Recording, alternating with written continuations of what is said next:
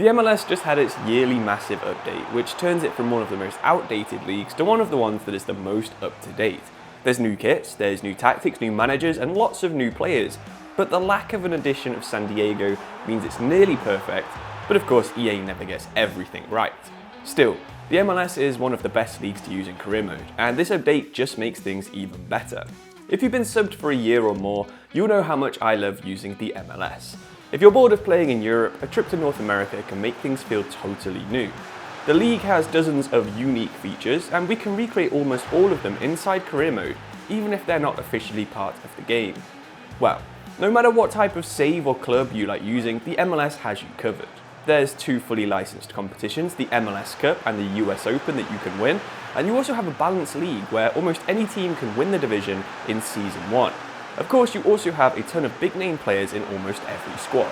But before we talk about the real squads, if you'd like to create a club, I think the obvious team to pick is San Diego. This is their first season in real life, and they've got a pretty interesting team. There's a big rumour that their big signing will be Kevin De Bruyne, but they've actually gone for a very Scandinavian themed squad with 3 Danes, a Norwegian, a Swede, and 3 Ghanaians that all used to play in Scandinavia.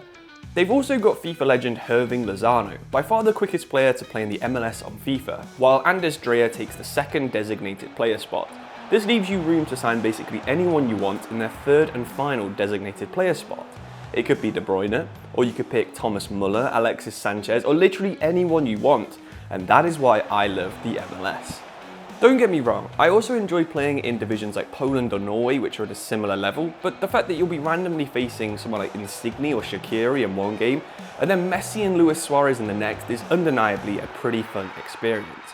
If you want to keep your signings a bit more realistic, you can see that certain nationalities definitely suit certain cities. Busquets, Messi, Alba and Suarez all move to the Spanish-speaking Miami.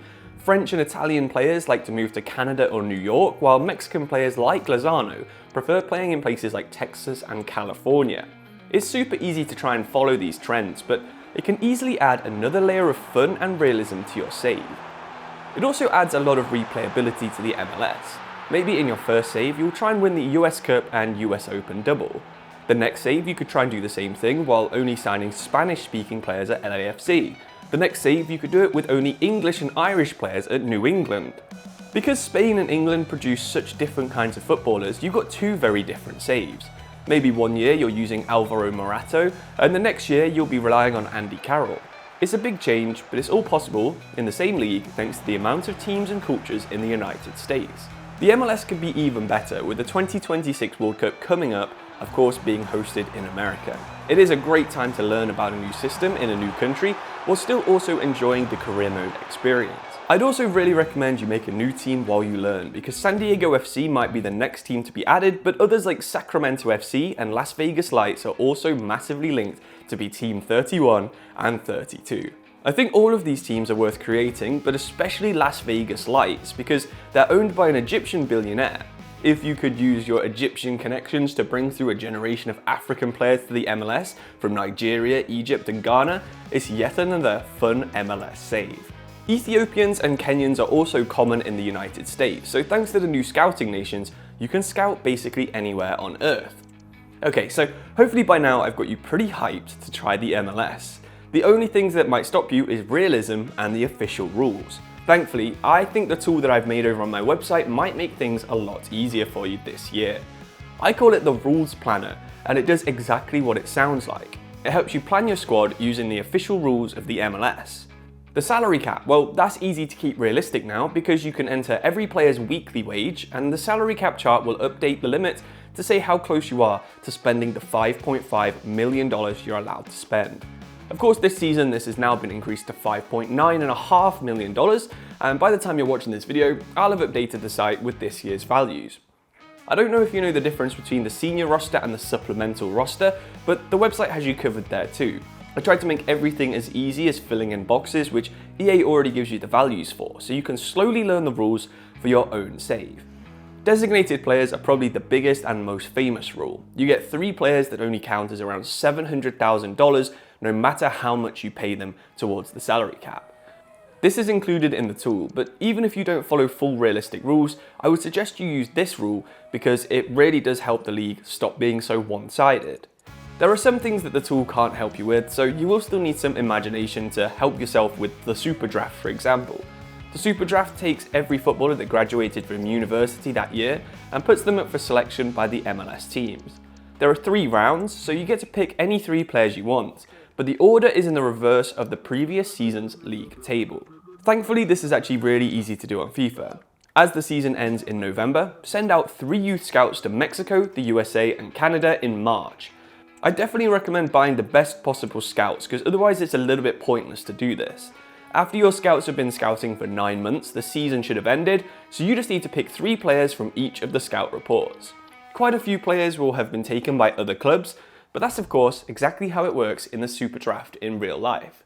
If you follow those rules, you should have a pretty good MLS save that's fairly realistic and of course an absolute ton of fun. I realise I've not talked about the teams that I'd recommend looking at just yet, so let's pick 3 teams to go a bit more in depth on. I'm going to go with the most famous option, which is Inter Miami, the most popular option, which I think is Seattle Sounders, and also the Canadian option that I prefer, Toronto FC. So let's start with Inter Miami, and you guys probably know all about these. They joined the league in 2020 and pretty quickly went from one of the worst teams to the best team of all time. This team boasts the strongest lineup in MLS history, featuring Messi, Busquets, Alba and Luis Suarez, and of course also has the head coach Javier Mascherano. You might remember him playing for Liverpool and Barcelona and the Argentinian national team, and honestly this team just has stars in every single place. The club has also strengthened its squad with young talents like Tadio Allende and Gonzalo Luan, but they've already started selling players to Europe, so Miami is actually becoming a bit of a talent factory as well as a retirement home for some of the biggest stars of the 2010s. On the total opposite side of America, Seattle Sounders remain a powerhouse in the MLS, mostly known for their passionate fan base. The team has just strengthened its attack by acquiring men's national team forward Jesus Ferreira and men's national team midfielder Paul Arriola, adding to an already pretty impressive squad. They might not dominate the MLS like they did back in 2016 and 2017, but it's a really strong team, they have a cool stadium, and have some pretty unique history over on the American West Coast. Leaving the USA, Toronto are no longer a force in the MLS.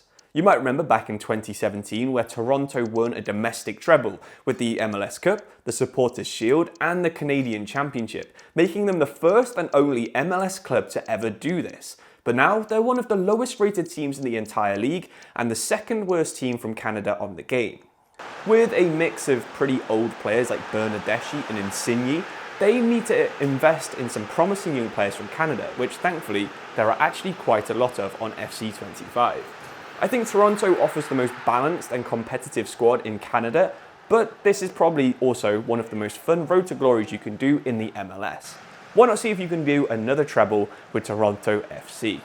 Let me know in the comments which teams you pick, or if you support an MLS team and you think I've got something wrong. Of course, let me know that in the comments as well. But thank you so much for watching. I'll see you soon. Hope you enjoy your MLS save. Cheers and goodbye.